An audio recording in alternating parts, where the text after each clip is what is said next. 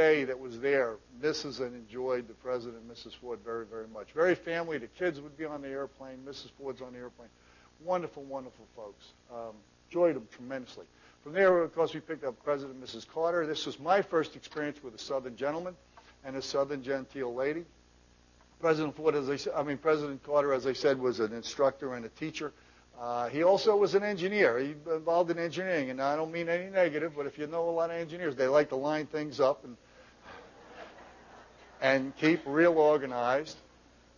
And he liked to do that, and enjoyed flying with him very much. But I knew the First Lady tremendously because I flew a lot with her.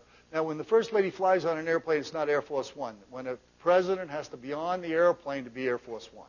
So when the First Lady flies on an airplane, it wouldn't be probably one of the presidential, it wouldn't be the normal Air Force Ones. It would be another airplane from our squadron.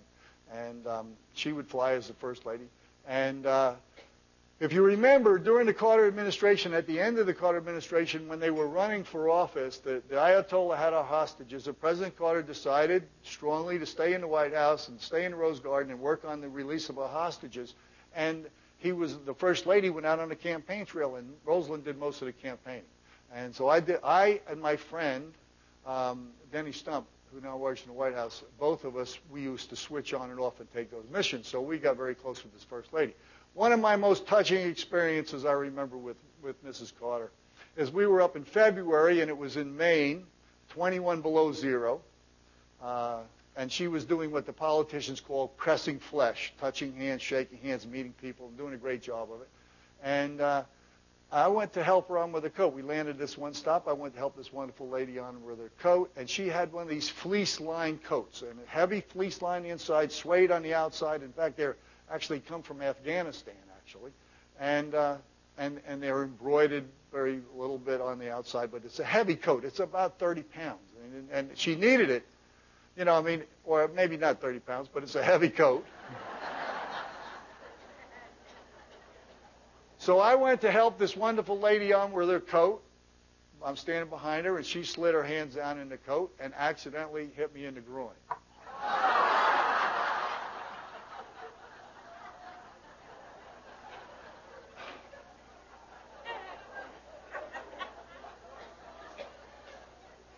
I want you to know she didn't just pass by.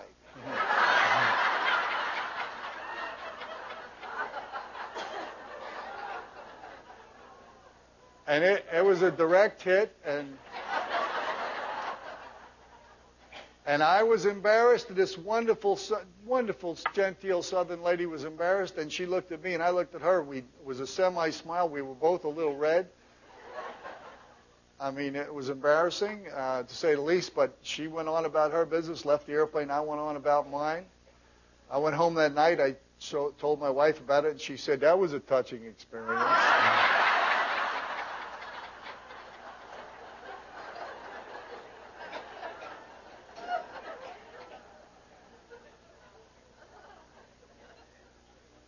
Two days later, we end up on the campaign trail again. We're up in Michigan.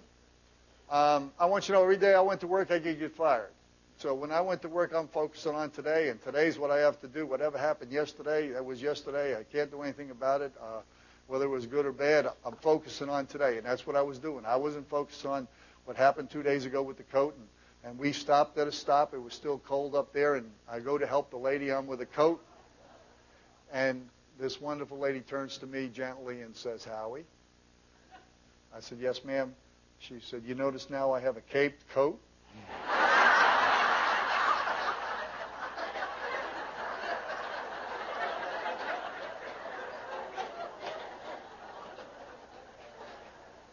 So she saw the problem, and she solved the problem,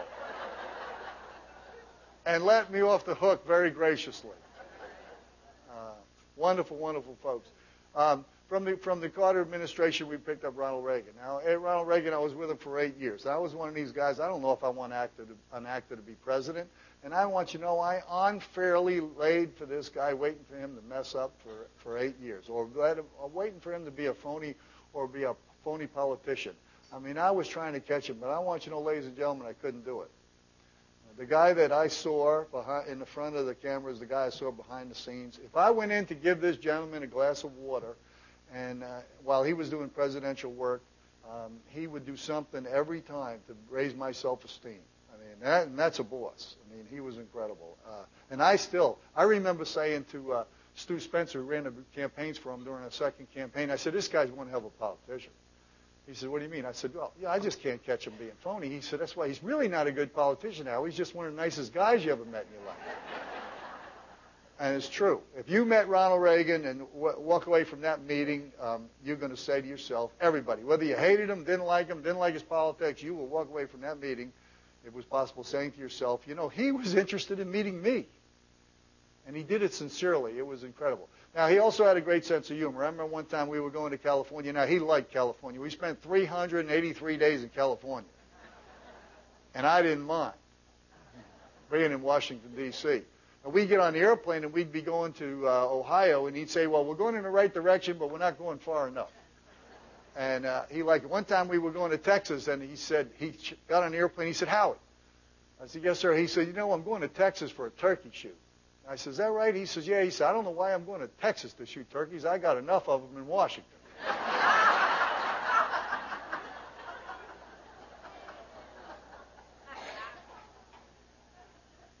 So we were going to California this one time, and he's sitting in the conference room, and the staff is on the other end of the conference room, and he's doing presidential work. No one thinks he's paying attention to the discussion. Now the staff has finished their work. They're now doing social discussion. Discussion came about that Hollywood at the time, and they'll still do it sooner or later, but they hadn't done it yet, was going to make a life story of Mickey Rooney. And so the discussion is about this possible movie of Mickey Rooney. And finally, the president's still doing his work on the other side of the room. No one thinks he's paying attention. And finally, someone in the group said, well, you know, if they're going to do this life story, I wonder who they're going to get to play Mickey Rooney. So they mentioned a few names, and then somebody in the group said, well, why don't they get Mickey Rooney to play Mickey Rooney? And the president looked at the group and said, he's too short.